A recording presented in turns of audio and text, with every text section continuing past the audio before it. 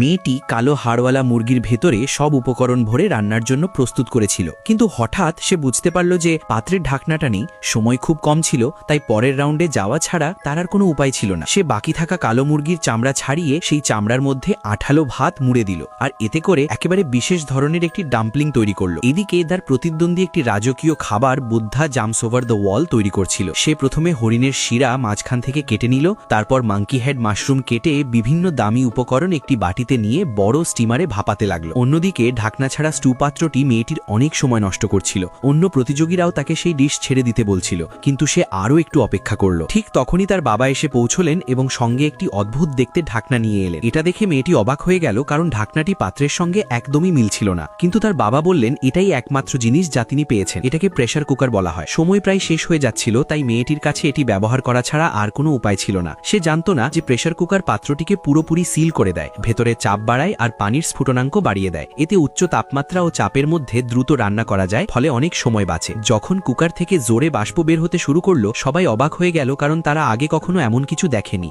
মেয়েটি বুঝতে পারল যে এর মানে মুরগিটি রান্না হয়ে গেছে। সত্যি, ঢাকনা খোলার সঙ্গে সঙ্গে এক গভীর ও সমৃদ্ধ সুগন্ধ পুরো প্রাসাদে ছড়িয়ে পড়ল। সময় শেষ হওয়ার সঙ্গে সঙ্গে দুইটি খাবারই প্রস্তুত হয়ে গেল।